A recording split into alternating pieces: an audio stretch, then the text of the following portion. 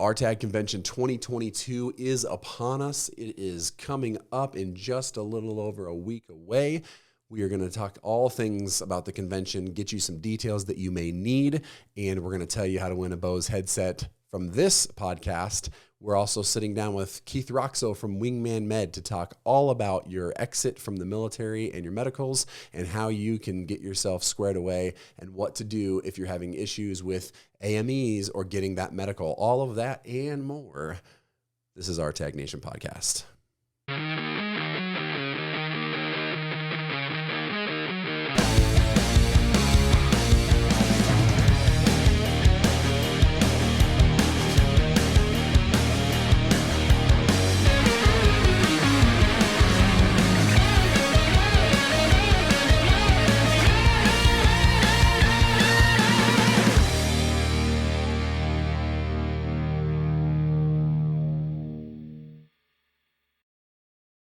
That's right. Welcome back to RTAG Nation podcast. You can see we're doing a little different format because obviously there's always internet issues or something that's plaguing us going with the live format, but the live format will be back soon. So we're going to jump right into a few things. I want to first say, man, we cannot wait. This is going to be an incredible convention.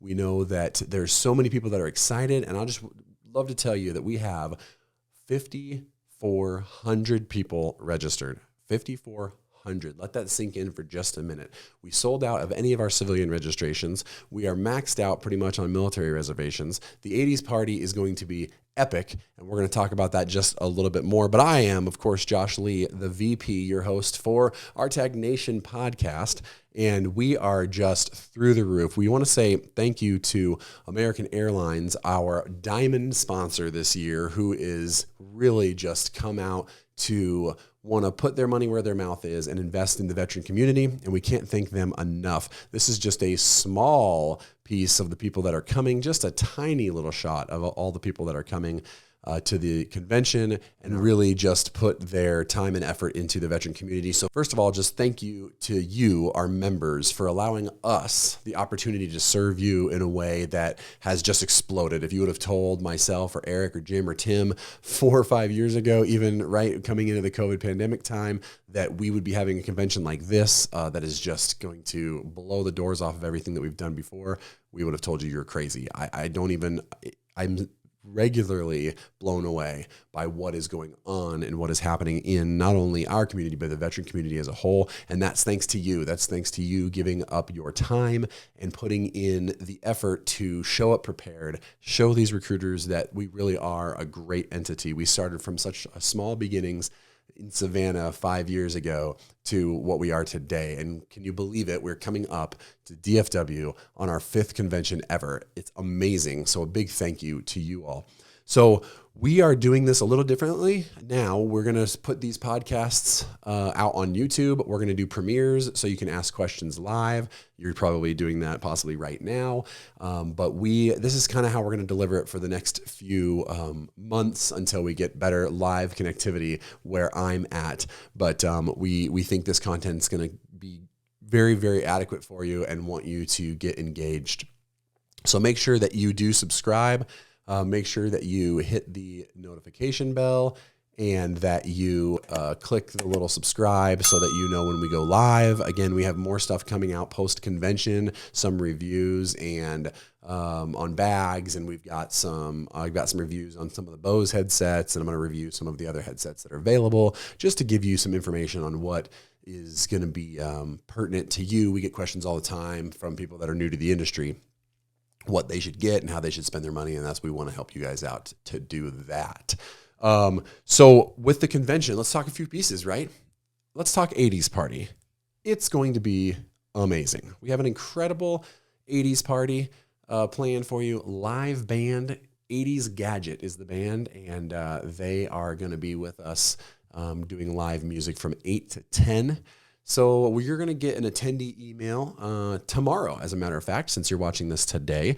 You're going to get an attendee email tomorrow, Friday, and that is going to detail a lot more of this in very specifics. But here's how it's going to work, basically. 6 to 7 p.m. If you have an 80s ticket, remember, you have to have that ticket already. If you do not have a ticket, we don't have any extra room because we've done all the food and we've done all the preparation for it. We've gotten approvals and all of the coverage for everything. So if you don't have a ticket, I am so sorry that you didn't get one. But next year, you'll have an opportunity to get one, and we'll make sure that hopefully you get a chance to get in. But those are all sold out. Unless you can get somebody to email you theirs. Remember, make sure you let us know if you're going to grab that. But dressing up in 80s stuff, make sure you have something that just rocks the 80s. We are so pumped to see everybody. We're going to have an area where you can do some pictures, and we're going to have lots of cool stuff to put on the tables. And it's just going to be all 80s out. We've got buffet. We've got a couple bars there. It's going to be fantastic. And it's a way to give back, first of all, to say thank you to you all for what you have allowed us to do. And it's a way to give out our scholarships as well. We have a lot of people coming to give scholarships out. We've put those down, and we've notified a bunch of people that are finalists in the scholarship running. So those people have already been notified that they could win a scholarship. And so that's super exciting. And we have some let's just call them little surprises for you. We're all going to be giving out our Golden Taco Award for the RTAGer of the Year, which is very, very exciting as well for us. And we just couldn't be more thankful. So make sure you come with your ticket. Make sure you come dressed up, ready to rock to the 80s, 6 p.m. So shortly after the convention ends at 5, 6 p.m. to 7 p.m. is kind of the social hour, the prep. So you got a little time to go back to your room, get dressed up, and get back over to the convention center if you have those tickets. So 7 p.m. we'll start the buffet and the food, and then about 7:25, 7:30 we're going to start into our scholarship presentation. That we are just, like I said, we've got a couple surprises with that. And we are just so excited that we're going to be able to give away so much money in scholarships this year. And that is our whole goal. If you don't know, none of the board members, we don't take any money for this. We don't keep any money. Anything that we make that's more than what the convention costs, we give it right back out the door to scholarships. Any donations that you make, I'll do a quick shout out that if you use the Amazon Smile, if you use donations through our website, if you click those buttons, all of those donations I pull aside and are earmarked specifically to go towards the scholarships. We don't use that for any operational budget. We use it 100% for scholarships because we think that if you're going to donate your hard-earned money, then we should use that right out the door to help somebody else and serve them. So if you don't donate already, we would love to have you donate. We don't generally talk about it very often, but it's as simple as clicking a button on the RTAG website. I've got a link right here, and it will help you out. There's a link in the description as well to our website and to anything, but donating is the quickest way to know that your money, dollar for dollar, cent for cent, is going out the door in scholarships. It is not going to my pocket, Eric's pocket, nobody's pocket. We have made that vow when we first started this not what this is about. It's not about making money. It's about changing our community and continuing to serve our community. So we just can't thank you enough. There are some people that have been doing recurring donations. Amazing. I mean, those of you who have been giving us $10 a month for the last 2 years, thank you so much. That is such a help. We look at our pages and we've got 15 to 20,000 people between our two pages. If everybody gave $10, think about that. I mean, that would be incredible. And that's $10 a month. We have people giving $10 a month for the last 2 years faithfully. And while it doesn't seem like a lot, those are things that we can give away and money that we can give away that is going to change somebody else's life. So we just couldn't thank you enough. We've had a couple people donate a few $1,000s this year in one donation. And we just cannot, every time we see that, we cannot express to you how just beside ourselves that makes us. So thank you so much for those donations. Again, I'll put the link. You'll see the link. It's right here. And we'll get that set up for you. And it's really easy to do donations. So thank you so much for those who already donate and give of your money and give of your time. Those of you who are attending that are watching this that aren't volunteers this year, whether you couldn't get in because you just didn't know your schedule or our volunteers were already full, make sure you do us a favor and you go thank those volunteers. It'll be easy to see them. They'll be wearing a red polo that says volunteer on it. Those folks are taking their time. A lot of them are people that have, through RTAG, they have got their last job. They're at the airline they want to be at. They're at the 135 carrier they want to be at, the cargo carrier they want to be at, and they thought so much of the process that they want to come back and give back. And so they're taking time away, dropping trips, changing out their schedules so they can just come give back. They have nothing to gain from RTAG anymore, and they just want to come back and mentor. They want to come back and serve and volunteer. So keep that in mind when you do get your job, when you get that place, maybe at American Airlines, maybe at Frontier, maybe at the cargo carriers, maybe at ATI. Some of these airlines that and 135 carriers and cargo carriers, you get that job and that's your place. Don't think that RTAG's not a place for you. It's definitely a place that you can come and give back once a year in that aspect. And then we've got some new stuff coming up next year that we're going to start using some more mentors and some more volunteers to help do things in local communities and things like that. So there's always a way to give back. There's always a way to continue to serve. And that's really exciting and what we love to see in our events and in our people.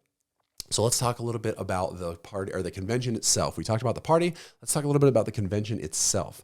So Saturday morning, we've said this before, and so we'll explain it a little bit. We always put and have put Friday, Saturday, Sunday in the convention timelines, right? So 21st, 22nd, 23rd, and we get a lot of questions, and we understand there's a lot of people that don't understand how we do this. So we always leave 21st in there so that airlines can do meet and greets. Right now, we have a total of 5 airlines that are doing meet and greets, some private, some public. And those have all been on our social media page, and I'll see if I can throw a link in the description here below this in the next couple of days as we get more and more, and we're going to continue to announce. So what we do is we tell the vendors and we tell all of our airlines partners, if you guys have a meet and greet or a party that you want to do to tell more about your company or to have some people and just to share in, maybe some food and some drinks, then let us know so we can put that out. So we always want to block that Friday off so that you all know about that and you can set your schedules accordingly. So I know sometimes this causes a little bit of confusion, but Friday night, there are no RTAG specific events going on, right? They're just airlines that are doing things as part of the RTAG weekend, but the convention center is not open. The convention center is essentially, it's a setup day for all of us at the convention to get everything ready to go for Saturday morning.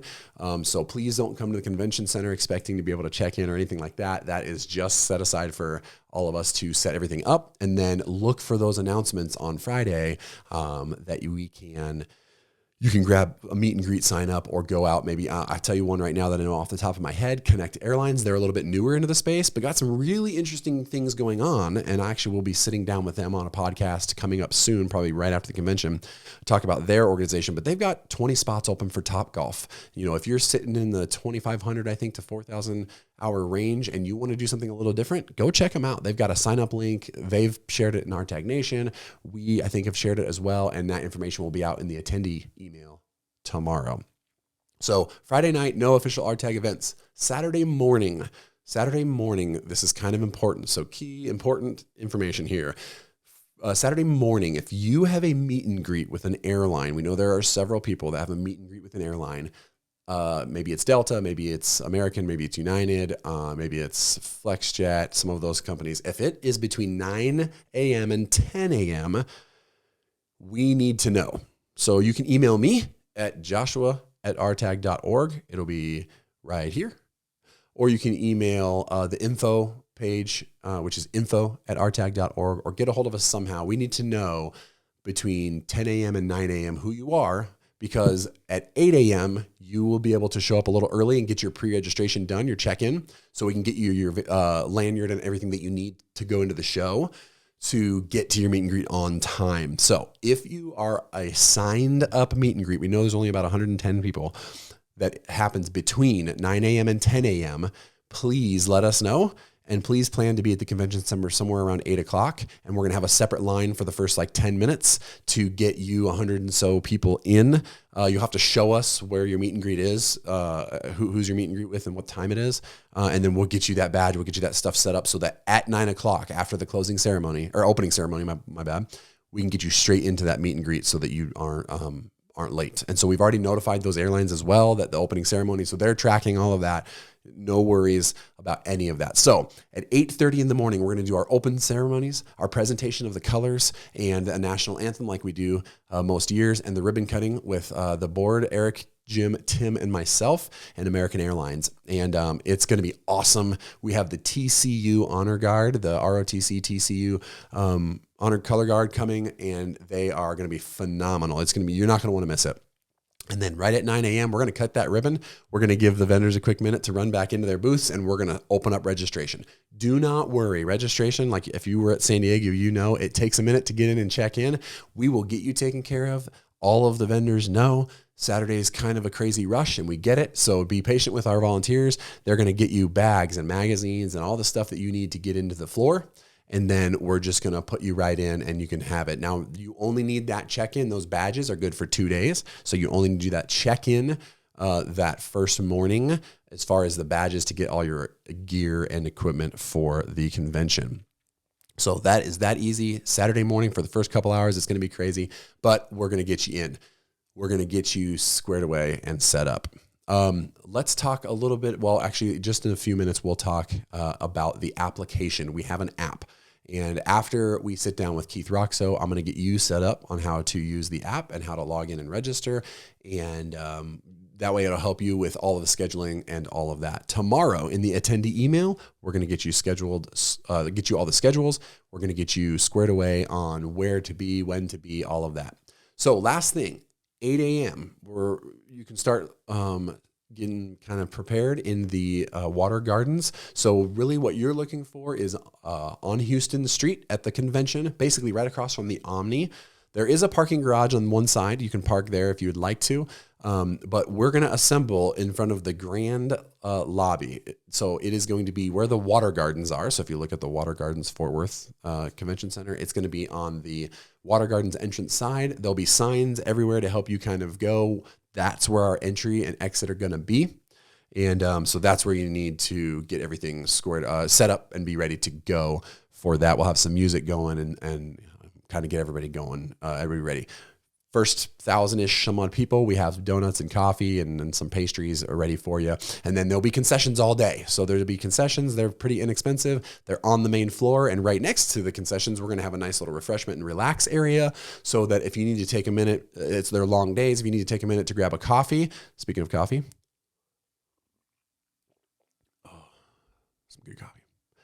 We're going to take a minute to, you can take a minute to just kind of hang out there for a few, get your resume in order, maybe be excited about the conversation you just had with whatever airline or whatever place that you were working with, and we'll get you scheduled. The schedule is going all day for all of the breakout sessions. We have 3 separate rooms of breakout sessions, and you're probably going to have to pick which ones you want to go to. We just have so many people that want to pour back into our community, so those schedules are going to be put out in the attendee email tomorrow. They'll be on the application. So we're just make sure that you go to the ones that you want to go to. We have so many exciting things that are not airlines. Maybe you want to catch American Airlines. Maybe you want to catch Frontier's presentation, but maybe you want to catch Keith Rox, who we're going to talk to here in just a second.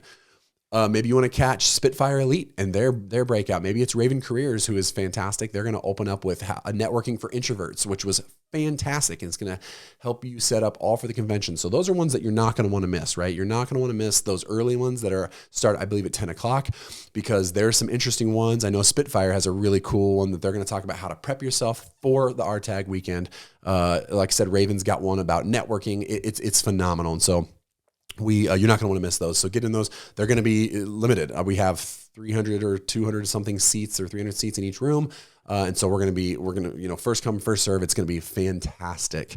And we will be live streaming those. There'll be a live streaming schedule coming out, but we will be live streaming those on the YouTube channel and on Facebook for those of you who are deployed, who can't make it. We think that we don't want you to miss out because you couldn't get to the convention. So we are excited to do that for you.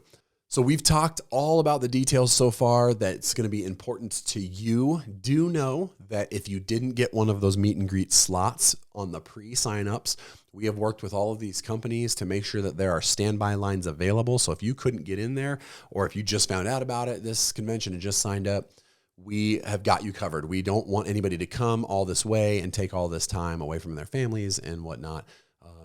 We've got you taken care of. There's going to be standby lines for both days that you can come in and you can meet those folks.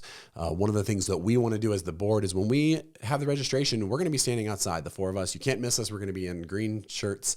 We want to shake your hand. We want to high five you and want to say thank you for coming to this convention. This is not for us. This is not, we don't spend all this time to put something on so we can pat ourselves on the back. We want to thank you, those who have served, for coming to our convention and putting enough stock in us to let us kind of lead you in this journey. And we are so thankful. So make sure you get a chance to stop by and say hi, shake our hands, and let us know. And obviously, if you have any issues during the convention, you can grab anybody in the red shirts that will help you out. And to all of our volunteers that are maybe watching this, thank you so much. We cannot do this without you. And we are just so pleased to be able to partner with you in this. So enough of me talking about stuff that you may not care about. You may have come to see Keith Rox, who is a fantastic guy at Wingman Med. So me and Keith sat down. We had a chance to have a conversation all about the medical, getting medicals done, all the experience, and everything that you needed from there. So without further ado, let's jump over to that conversation with me and Keith Rox from Wingman Med, and we'll see you on the other side. So we are here with Keith Rox. Keith, how are you doing? I'm well. How are you? Really good. And for those of you who don't know, Keith Rox is the founder, creator, extraordinaire, boss man of Wingman Med. So thanks, man, for coming and sitting with us today. And I know people have been asking a lot of questions. Just really glad to have you here. Yeah, I appreciate it. Thanks for the invitation. We'll dive right in because I know this is a subject that a lot of people have questions for, obviously, especially coming from the military, 20, 25-year career. And you have these two competing entities of FAA medical and military medical stuff. And But before we jump into those specific questions, I'd like to really find out about how you got started in the company, what your military background is. So I guess let's start there. What got you in the military, and what'd you do, and how you end up here? Yeah, sure. So I grew up, ever since I was 9 years old, I wanted to be a fighter pilot. When I was 9 years old, Top Gun came out, first one, and I went to an air show like in the same summer. Oh wow! And so that was kind of it. Like I was sold. And my dad, he tells people, he's like, yeah. My son says you must be a fighter pilot, and then I actually went and did it. So it's kind of funny. But I didn't get an ROTC scholarship, but I did get into the Naval Academy, interestingly enough. And then I did get a flight contract out of there. And so I went through flight training, and that was my goal. I just wanted to be a pilot for the Navy and land on aircraft carriers. So I was doing that. I went through, did pretty well in flight school. I got jets, specifically F-18s, did my F-18 training, went to my first squadron, deployed to the Western Pacific. And then I went to be an instructor in Fallon, in what we call the Air Wing Training Department, or the Strike Department up in Fallon. So I went through Top Gun, and I was an adversary, primarily doing flying the F-16 and the F-5 as an adversary. Awesome. And at that time, that was a really fun job. The Navy, actually, the military as a whole, decided that to be a flag officer, you needed to do a joint tour and get a master's degree. And I'm sitting there saying, well, I don't want to be a flag officer. I just want to be a fighter pilot. So the sad thing is for the Navy, and I say sad thing, but for me, it was sad at the time because it didn't mesh with my life goals. But that meant I had about 9 years left after the tour in Fallon, Nevada, and half of that was going to be not flying. And then maybe if I made command, I would get back to flying. So it was at that time that I decided, well, everybody's got to get out of this game at some point. Maybe I'll look to make a switch now. And I didn't originally think about medicine, but you called me the boss man, but really there are three of us and we're all equal partners. I just happen to be the only guy who's moderately okay on social media. So I end up being the guy that you see more often. But one of my partners was the first one to go to medical school. We did all the flight training together, F-18 training together. He had wanted to be both a doctor and a fighter pilot in undergrad, and fighter pilot won out. And then he saw the same kind of writing on the wall as I did. And he made that decision that earlier, I'm going to make the switch. And so I was in the reserves, and this was 2008. So separating in 2008 to be an airline pilot and a reserve pilot was not a good time. Right. So twice in 1 decade, I saw the complete collapse of the airline industry with 9/11 and then the Great Recession. So I'm talking to my partner, Dan Momlux, and he tells me he's going to medical school. And I'm like, wait, what? Tell me more about this. So as I learned more about it, and I started looking at, well, what are the things that I liked about being a pilot in the Navy, aside from just the flying? And so there were a lot of similarities. The constant learning requirement, the working with small groups that are generally highly motivated. There were a lot of things that were pretty similar. So I made that decision also. I was like, well, I'm gonna copycat him, and I'm gonna go to medical school. So I did. I started studying and started taking prereqs, and I got into medical school. And from there, I realized I was about halfway through medical school when I found out that aerospace medicine was a dedicated training program. I knew there were flight surgeons, obviously, from my time Right. as a pilot, but I didn't know it was a full accredited residency program, the same length of duration as family medicine or internal medicine or pediatrics. So I remember reading my wife the program description of aerospace medicine, and she said, "Wow, that sounds like it was written just for you." So it looked like the perfect blending of aviation and medicine. And so I went down to Pensacola after medical school for my training in aerospace medicine. And while I was there, I actually got to start flying as a pilot again. I started flying the T-45 as a guest instructor pilot with one of the squadrons on base. And then I was most recently in Yuma, Arizona with MOTS 1, which is kind of the Marine Corps weapons school for Yeah. aviation. And there's a reserve squadron there that I also take care of, and they flew the F5, and I'd previously been qualified in the F5. And so I was flying the F5 in Yuma as well. And yeah. That's awesome. Yeah. Yeah. Did tactical operations in the Army for a little bit. And so very familiar with the MOTS. I tried to get into that. Okay. They take like one Army guy or two Army guys a year. I try to get in there so bad. Yeah. So that's awesome. Super cool to be able to have so many different options, and to have your background from being a pilot to now helping pilots do this transition. So that's going to be a huge, that's obviously a huge point of credibility, because you kind of get what we're going through, which is really awesome.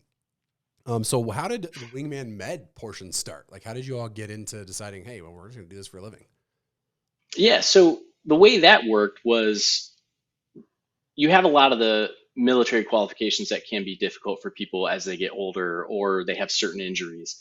And so I became kind of a go-to guy because pilots were not afraid to talk to me because they know I wasn't going to be quick to down them, right? Because I'm wearing regular wings and I'm wearing a Top Gun patch on my flight suit. So they saw me as a little bit more trustworthy. And I try and be good at my job as well. And so my partner Dan and our third partner Landon McKinley, they kind of all noticed the same thing, and we had gotten our FAA qualification, and we started helping folks who were in our command who were looking to separate. And as we're mostly helping the people in our command or maybe on our base, but not necessarily in our command, and that was kind of thing, we would kind of be the go-to guys on base. Somebody in a different command would have a complicated issue, and they'd have a young junior flight surgeon who the command was maybe not confident could handle a very complicated issue. Right. They would ask, one of us if we could help out. And so after a while, some of these guys were like, man, you need to like spread this out and help more people who aren't just on your base. So we kind of coincidentally were having these parallel situations, right? So we weren't talking to each other about this. And then one day we were just catching up, and he was asking me, oh, what are you thinking about doing when you get out? And I was like, I think I'm going to do this medical consulting thing for aviation. And he's like, well, so am I. And we were like, okay, we can't be competitors. We need to work together on this. So, awesome. So the three of us decided to go ahead and start it. And we figured, well, if we can start it, if there's three of us, we can start it part-time while we're still on active duty. And we can try and grow it so that when we're all ready to leave the military, then we'll have something in place already. Awesome. Yeah, that's fantastic. I love it. I'm a big fan of side hustles, so that's always a lot to do. Well, again, that's a huge deal with, again, being a pilot, being military, having such the background. I think that, and one of the reasons why I wanted to have you on is because I think it is sometimes hard to, for lack of a better word, trust people who are kind of on the outside. And so I think this is going to be really helpful for a lot of people that have questions and are looking to figure it out, because when we started this transition and started RTAG 5 years ago, it's kind of weird to think how we've grown in 5 years, but we get those questions, and I didn't know. I was in some of the best shape of my life when I got out of the military, and so I didn't. Right. But I had friends who they have really bad neck injuries from wearing goggles all the time, and we didn't know. We were just kind of walking through it on our own. So I think this is going to be hugely beneficial. So I'd love, if you're good, to put you on the spot and I'll literally, check this out. I'll literally put you on the spot. We'll make you the big picture. But I'd love to ask some questions that we kind of see, and then talk to you about your side and what you see that could aid our folks, and then work through those, if you're good with that. Yeah, sure. Awesome. So one of the things we do get or see a lot, and I know that in talking with you, you've dealt with a lot, is the question of, should I claim X disease, like, I have something or I've got something, should I claim that, both when it comes to VA and when it comes to the civilian side, and how does that affect? What are your thoughts there?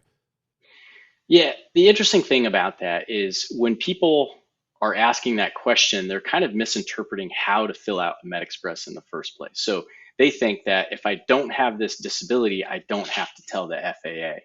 But really, if you look at the MedExpress, it breaks it up into several different sections. So it asks you about medications, it asks you about very specific medical conditions. There's a catch-all question, any other illness, disability, or surgery.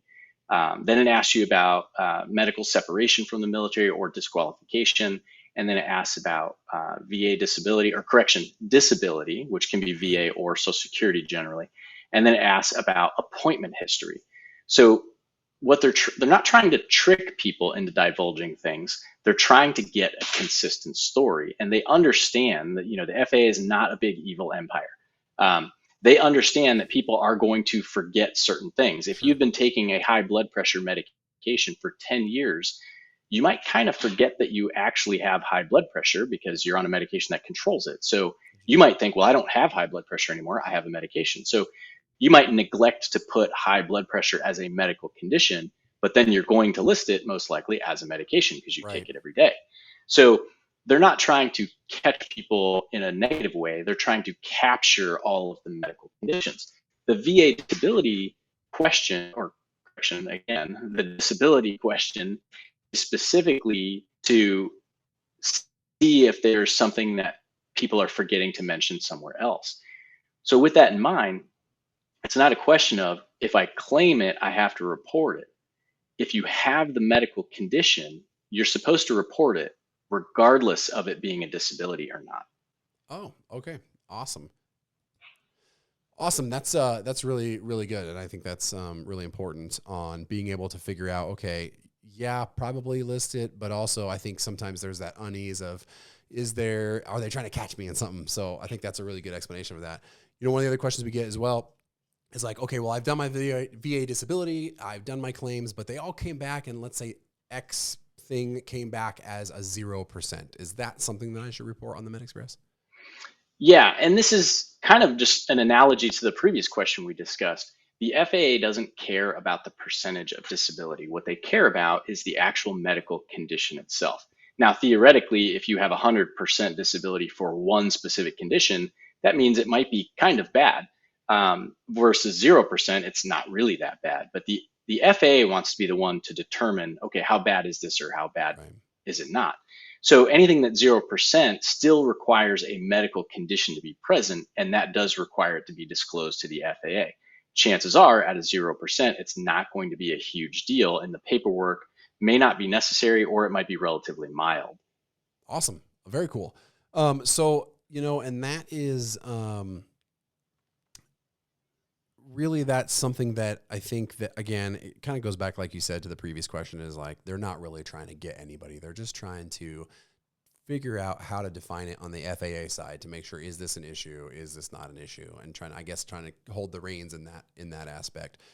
So what about when it comes to, like disability ratings and things that are, we talk about, I know one that comes up quite a bit is sleep apnea, right? That's a thing that everybody's really, really concerned about. So what if somebody has sleep apnea? Does that make a huge effect, or is that based on ratings, or is that something that keeps somebody from flying? If they got sleep apnea and they're, 50% disabled because of sleep apnea, they can't fly. How does that work? I know that's a specific one people ask a lot about.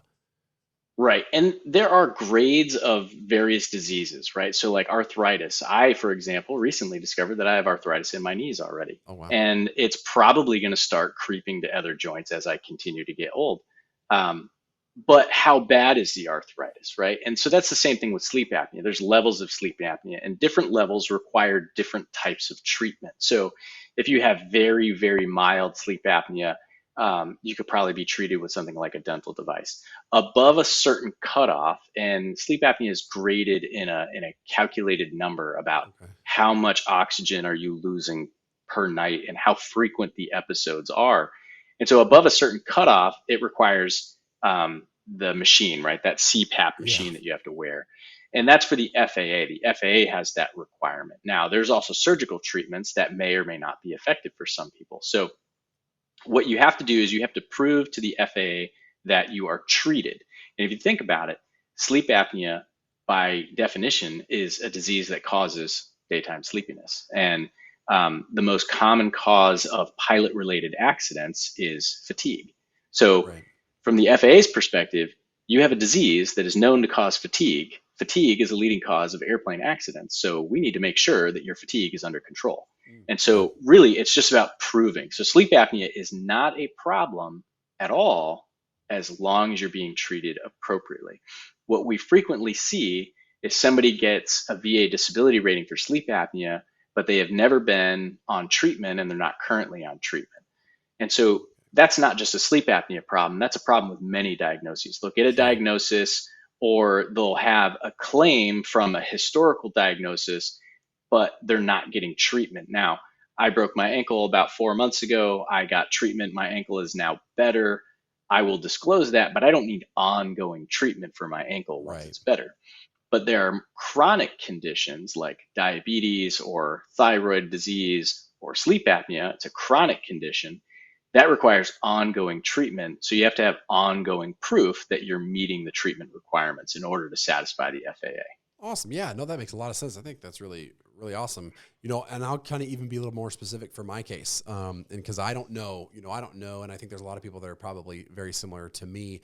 I got off of active duty. I didn't do any claims because I was going into the reserves, and I was in great shape. I've got things that I will eventually claim because I've had, broken legs, I've had a aircraft accident, things like that. So when I go to claim those, even though I've been flying in the civilian side and I don't have any of those conditions now because I'm putting I broke my ankle a year ago or whatever.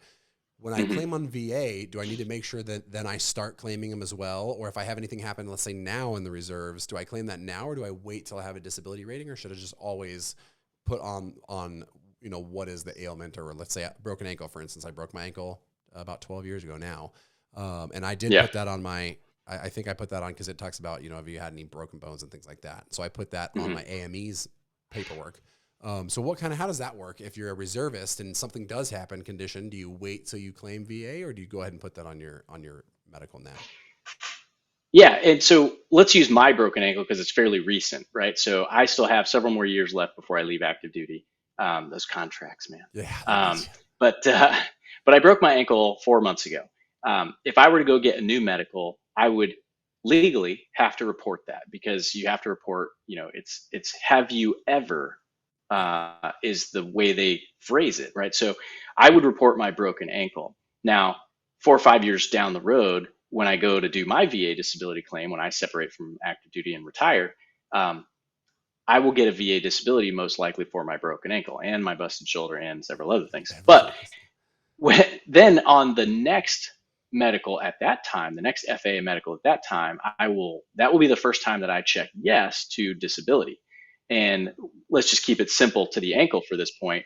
I will say yes, left ankle fractured in 2022, previously reported, see above, right? So now the FAA doesn't care that I have a military disability, VA disability from a broken ankle, because I've already reported it to them. So same thing, if you are a reservist and you're not claiming disability at this time because you're waiting until you separate from the reserves, but if you suddenly become diagnosed with sleep apnea, you need to report that to the FAA, and then you do it all properly, get your medical the proper way. We can help with that.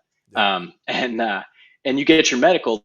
Then when you later get VA disability for it, it's no big deal. Check the box. Yes, VA disability for sleep apnea previously reported, right? Awesome. So the way it should work is you should be telling the FAA everything when they occur, and then later it's not a surprise. Where people get in trouble is they haven't been telling the FAA anything, and then all of a sudden they get these things from the VA. So in the FAA's eyes, all of these diagnoses just happened right now. Right. And so they're like freaking out because they're like, whoa, this guy just got diagnosed with X, Y, and Z all within the last 6 months. Something is terribly wrong with this guy. Because they don't have access to everything else. They're literally just seeing the snapshot of what you provide in MedExpress. Awesome. No, that's really good, because I know I'm not the only one probably that dealing with that. So with the, let's jump into the AME side, right? You've kind of heard the old adage that as long as I can just go to my AME and he's just like, yeah, I ask you 2 questions, sign you off, and you're good to go. Yeah. Is that what kind of things should, I guess, people be looking for or expecting out of an AME when they get their FAA sign off to kind of keep them out of this stuff, hot water later on? Yeah, there's definitely requirements that are supposed to be done by the AME. They're supposed to do a urine test. They're supposed to check your vision, and they're supposed to perform a physical exam. That should include, kind of a general physical exam. Now, everybody's going to do something slightly different, and that's fine. I don't do a complete neurologic exam on somebody. If I can see that they can walk down the hall fine and climb up on an exam table and talk fine, that's pretty much a complete neurological exam right there. So you don't have to go too detailed on certain things. But let's say, again, my ankle, I broke it 4 months ago. If I go in for an exam tomorrow, that AME should spend a little bit of time looking at my ankle to make sure that I actually do have strength in my ankle to push a rudder pedal or operate a toe brake, right? If I went immediately after the surgery, there's no way I could have done that, but now I can. And so, sure, 2, 3, 4 years later, probably don't need to do it. 3, 4 months later, it might be worth checking out. So you want an AME who's going to look at those things. And that might seem counterintuitive. Don't I want the guy who's just going to sign me off? Well, not really, for a couple of reasons. Number one, he's not going to know how to help you when you actually have a problem.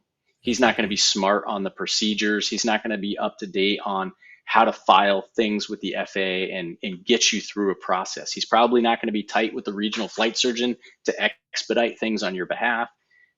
So that's one reason not to go to one of those guys. Another reason is sometimes those AMEs get arrested.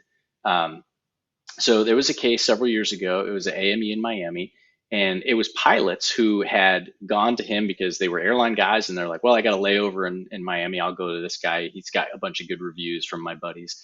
And they go, and they're like, wait a minute. This guy didn't check my eyes. I didn't do a P test. I didn't do anything. Like he didn't even talk to me. He just in one door, out the other with my certificate. So there was about half a dozen of those reports within a short period of time that went to the FAA and, anonymously. And so the FAA sent the FBI in undercover, and sure enough, this guy was just a paper mill. Wow. Right? So he got arrested, and everyone who had a current medical or whose most current medical was performed by that guy got a letter in the mail and said, you have 60 days to get a new medical or your medical is invalid. Wow. And so you don't want to be in interview season and you get a letter like that, right? You're in interview season. You have to have a valid first class medical if you want to get hired by a Part 121 carrier, right? Do you want to have to suddenly jump through hoops and deal with that to save 15 or 20 minutes of your time, to not do the paperwork and save $50 because he was cheaper or something like that?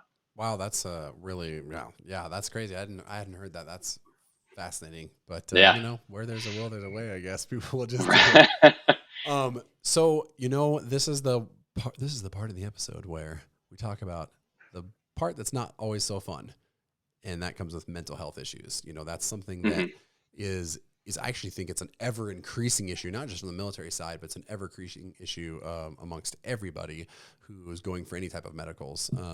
Is what happens if I have mental health issues? How do I deal with those? How do I look into those? And then what kinds of, you and I were talking before the show about there's ways that you can, or times that you can go about, maybe it's just normal. Maybe the thing that you might think is mental health is a normal thing. So talk through a little bit what you've seen coming from the military side and how that's treated. So like you said before, you want people, if they do have mental health issues, that they go and talk to somebody, but talk through maybe somebody's getting ready to get out and they're like, well, I've had these couple of things. How do they navigate that when they do the transition? Sure. So, and I'll speak in general terms before we kind of go specific to the military at first, but kind of like I mentioned with the sleep apnea, there's various levels of how bad your sleep apnea is. There are various levels with how bad a person's depression can be or their anxiety can be. And you can recover from those things. So having a historical diagnosis where you have documented treatment and documented recovery is not going to inhibit your ability to fly.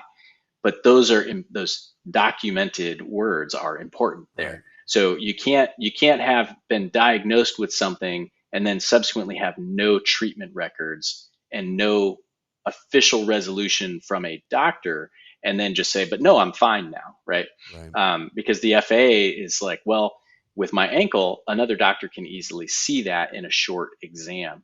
If you can keep it together for about 10 to 15 minutes, you can have pretty bad PTSD or pretty bad depression and make it through about 10 to 15 minutes and not give that away. So that's a little bit harder, which is why the FAA is going to want documented proof from treating physicians, kind of like that sleep apnea. So what we see in the military is the biggest issue for people in the military is getting a new diagnosis on separation. So again, it's fine if you had it before. It's awesome if you've recovered from it. That's really helpful, and you have the documentation. And the FAA has guidelines. So they kind of have questionnaires and guidelines, like if it's this bad or if it was this recent, these are the things that we want to see. So it's really not a terrible process. It just takes time and effort to get all the ducks in a row.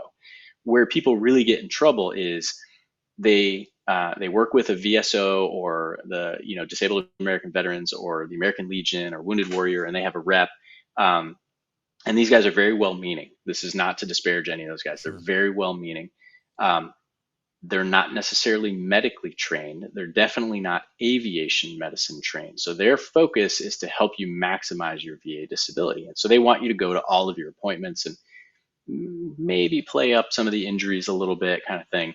But you have to be careful. Just like you can't tell the VA, my back hurts so much I can't pick up my kid and I can't walk, and then go to the FAA and say, oh yeah, I mean, my back hurts a little bit every now and then, but mostly I'm fine and I can fly an airplane, right? I mean, you're telling two completely different stories. That's why our advice is always, just be, claim what you have, don't claim what you don't have, and be honest with both. So what we see a lot though is somebody who, let's say they're, 21, 22 years old, they've done, 4 or 5 years in the military, they're getting ready to separate, they're going through the VA process, they've got all these appointments stacked in front of them, the local VSO rep is telling them, hey, go to all your appointments, do everything. They don't know if they're going to go back to school, they don't know if they're going to go live at home or they're going to get their own place to live. There's a lot of transition going on in their life, and they get offered this mental health evaluation note or visit, and they're like, well, okay, I guess I'll go. I mean, it's the appointments they're giving me. I'm going to go to my appointment. That's what I was told to do. And so they start asking them, how do you feel? How do things look? And they're asking you all these questions. A couple months later, you found RTAG. You're super excited. You're going to use VA benefits to pay for all your flight training. You're going to become a professional pilot. And right before you start flight school, you're going to go get your first class medical. But a week before that, you get a letter from the VA that says, congratulations, we've given you 50% disability for depression and anxiety. And you're like, wait, well, I don't have depression and anxiety. Where'd this come from? Well, where it came from is they talked to you on a bad day, right? You're having a major life transition and you answered questions probably honestly during a major life transition. And this guy has one snapshot, a 20 to 30 minute snapshot of you. And they're like, oh, wow, this guy's got debilitating anxiety about the future of his life. And now you go back to what I was talking about before. You've got a new diagnosis of a mental health condition with no treatment and no resolution. You're in a bad spot. So that is a very bad spot to be in. And now it's not something that we can't help overcome, but it can be avoided. Now, again, we don't want people to avoid treatment. We want people to get help and get better. That's what we want, right? Get help, get better, and then you're going to be okay. Hide things, it just gets worse. So what we want is if you have never had a history of mental health disorders and you honestly do not feel like you have mental health disorders, don't go to that mental health evaluation. It's not required. Nobody can make you do a VA claim. Nobody can make you go to all the appointments. If you've got a couple of broken limbs and a bum shoulder, by all means, go to those appointments, get those evaluated, get those taken care of. But if you're like, I don't have PTSD, I don't have depression. I mean, I'm a little nervous about my transition, but life's pretty good. Then do not go to that mental health evaluation. We're all a little crazy, so I mean that's fine. Yeah, well, it's pretty standard. If you went in the military, you were probably a little crazy, and they probably made you a little crazy on the way out. No, that's really good. I think you're absolutely right. And one of the things that we're learning on our side as well You know, it was easy when we first started RTAG we were talking to so many people that were just like us. They were pilots, they have a lot of experience, and Hmm. kind of understand the aviation side. We're starting to see a lot more. We are getting a lot more people who weren't aviators in the military. They want to do Right. aviation. They're that guy or Hmm. girl that was a crew chief, or they were even, Hmm. heck, they may have been an admin person, said, "Oh, I can be an aviator now." Right. And so they don't know any better. So I think that's really great, and we're going to make sure that that's a really good advice. Is you don't have to go to those. Obviously, get treatment if you need it, Hmm. but look through, talk to you all. And so that kind of brings us into really kind of I guess, for lack of a better term, the last question is, what services does Wingman Med offer? What are the kinds of things that you guys would say, if I give you a call and say, hey, this is what I'm dealing with, what are the kinds of things that you Sure. help represent, help fix, and help maybe stop the problem from the beginning? Right. Our goal is to help people fly, right? And make sure that they don't have issues. And one of the ways we do that is with our blog. So we write a lot of articles. We try and come out with new articles every 2 weeks, and we cover a variety of topics. If we see a particular issue trending, that article is going to come out next, and it's going to be bumped to the top of the list. We try and address pretty standard things, policy issues. So it can be a resource so that people who want to help themselves, they can look at the blog, and we give out a decent amount of information. We also have a medication lookup tool. So if you Nice. recently went to the emergency room and they gave you an antibiotic, can I fly on this antibiotic? Go ahead and look it up, and maybe the answer is there.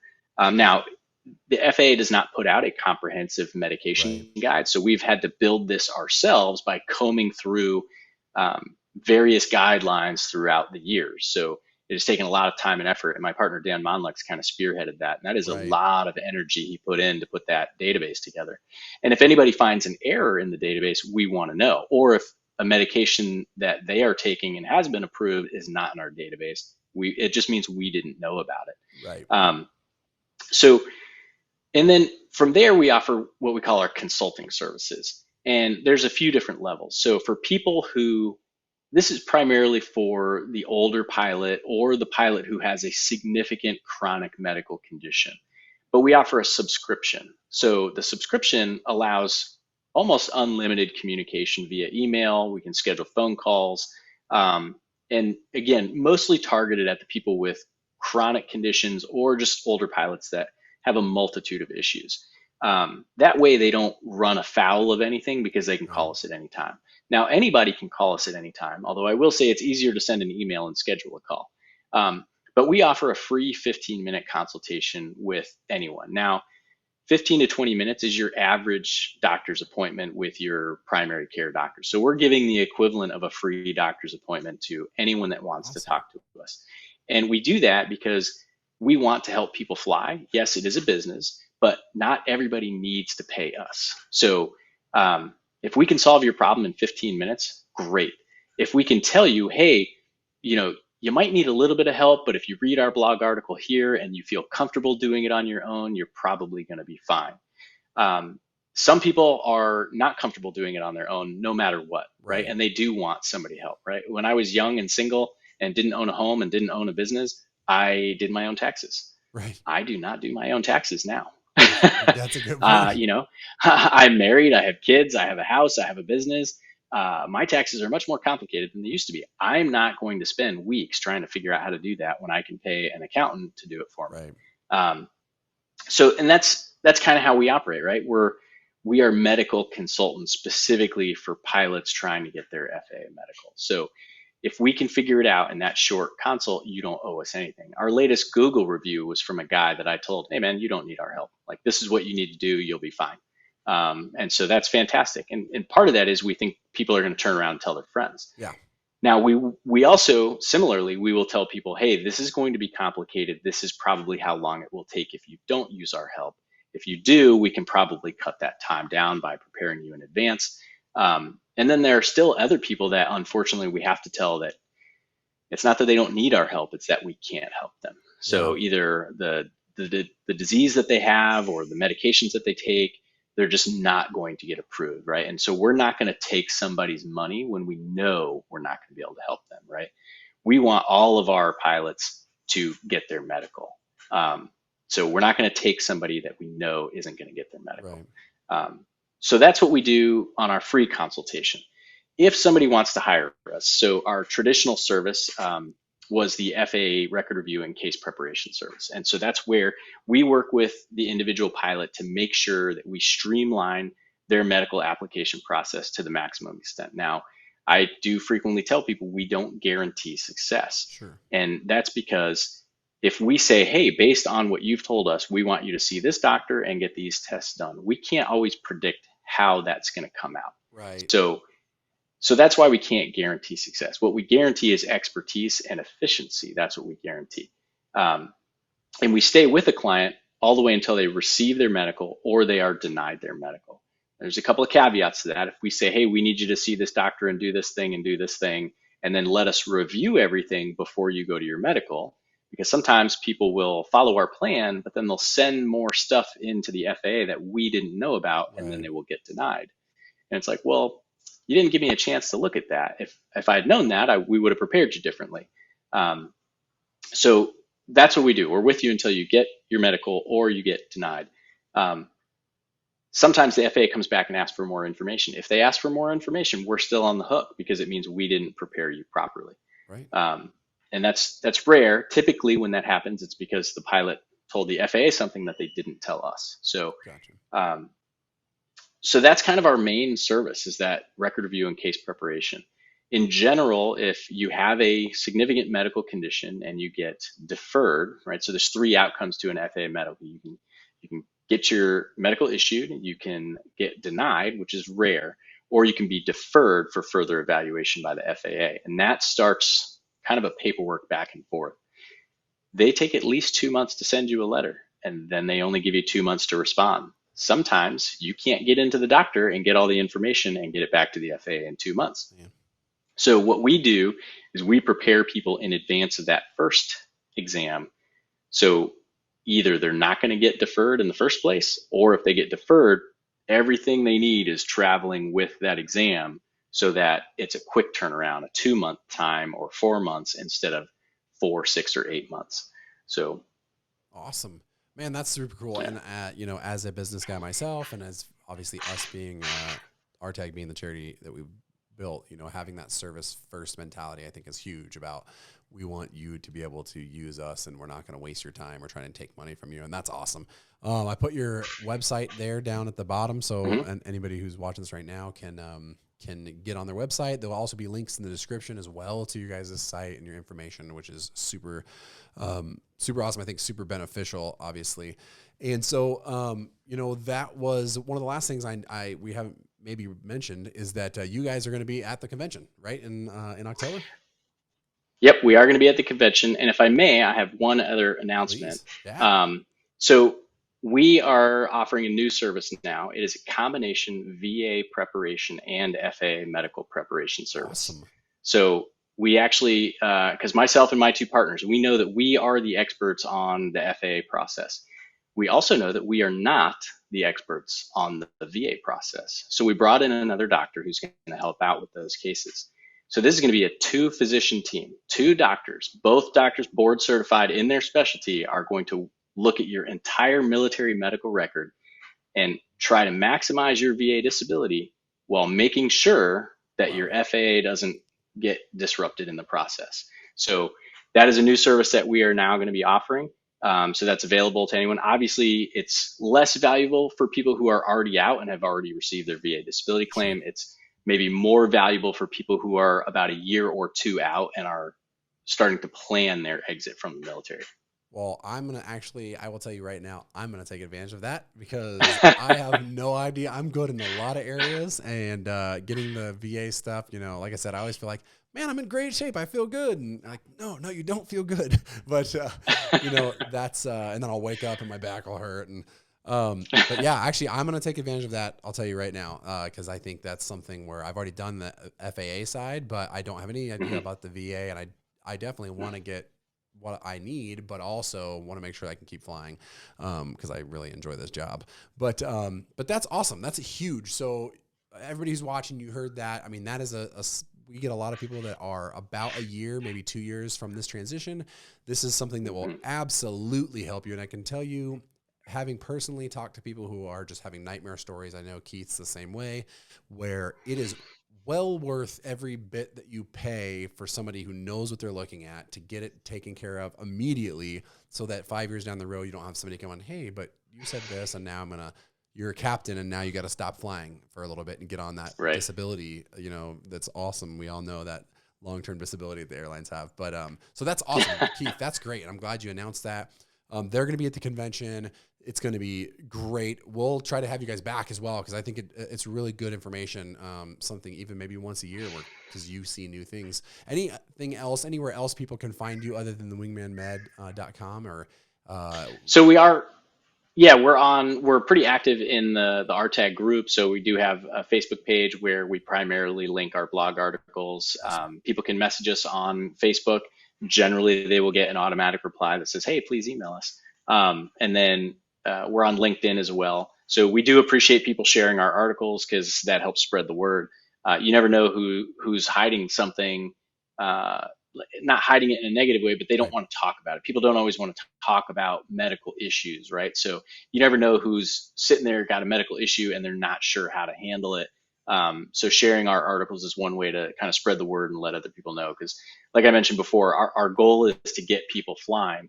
And if we can make a business out of it, great. But our reputation is more important to us than just the money. Awesome. I love that. And we thank you for stopping by. This is something I've been looking forward to, although I didn't know about that announcement. So now I'm even more looking forward to the next time. But thanks so much for not only coming on here and talking to our people, but the commitment you have to veterans, obviously, and being one as well, or being active now and soon to be a veteran. But just the community, we really appreciate it. And I think that your guys' mission from the very beginning has met up with ours as well. And we just really appreciate that and can't wait to see you in person at the convention. Yeah, excited. All right. We'll see you soon. And next time we'll do Medical Corner with Dr. Keith Rox. But Okay. We appreciate it, man. And thanks so much. We'll see you soon. All right. Man, Keith, we want to just say thank you so much for being a part of this today. We just cannot wait to see you at the convention and meet you and have people talk to you. Can't wait to see the different things that you're going to speak on at the breakout sessions. Thank you so much for putting your time and effort into our community. And those of you who, this is your first time maybe hearing about Wingman Med, they're really active in the RTAG Nation Facebook page. But we'll put a link to the description, or we'll put a link to their website in the description. And I will also put it right here. And we'll get you squared away for getting set up with Wingman Med. All right, so tomorrow, attendee email's going out, so look for that email. We're also going to put that on the portal. So the information that's going out in the attendee email is also going to be on the portal tomorrow evening. So the portal, if you go to rtag.org/events, click on the DFW event, and then you can click the little attendee portal link. That will take you, it's the same place you registered, but on that page, running down that page will be all the information with the schedules and more and more. And that's going to be how we're going to get you squared away. All right, so let's talk the last, probably coolest thing we've got. We have an app this year. And so let's talk about real quick how to get that app. I'm going to display it right over here. But you're going to go to your app store. I'm going to be using the Apple App Store. Type in Eventzilla. You're going to see two applications. The first one that comes up should just be the Eventzilla app. You do not want the Organizer app. You want the Eventzilla app.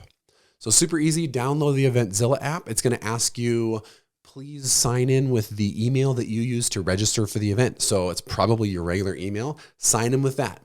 After you do, it's going to send you an email, and it's going to tell you, hey, we sent you an email. Make sure you click on the account, right?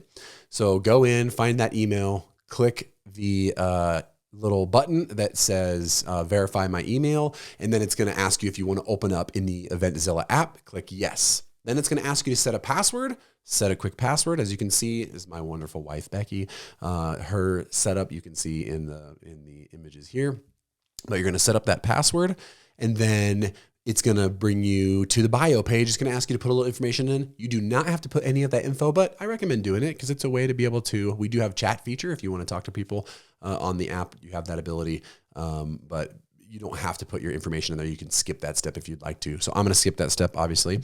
And then here's what's cool, right? This is what's super exciting.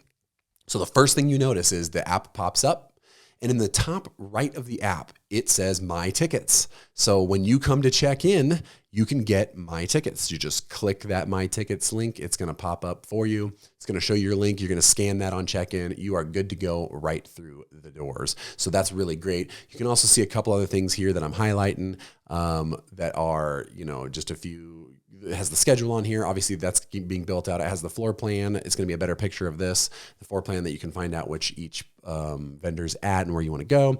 And it's going to have all this information. It has all of the people there. You can favorite the different sessions. It's going to show you all the sessions. It's going to tell you where they're at. They're color coded as well. So use that app, have that app ready to go. And then we're also going to have Wi-Fi for you set up at the convention. So you'll be able to get onto the Wi-Fi there and get all set up. So we'll have more information on that. So the app, you're going to love it. Take a look at it, get that downloaded, have it ready to go. And if not, then make sure you have a scannable picture of your tickets for that.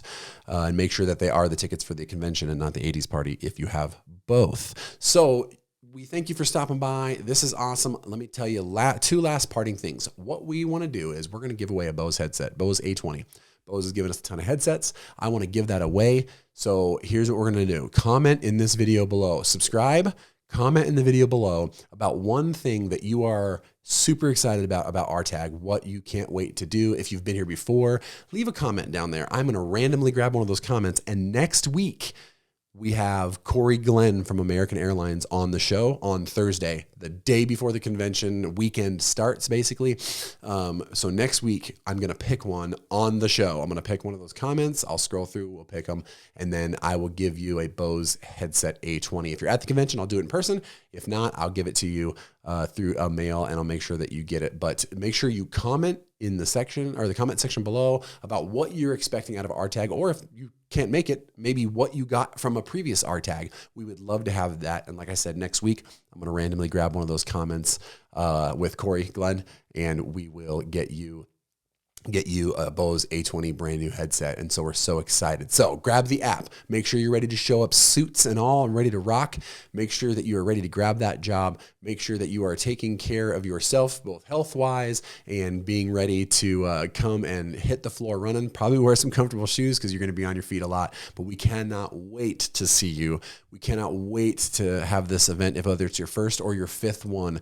We just are so excited to have you there, be able to shake your hand, say hello, say thank you.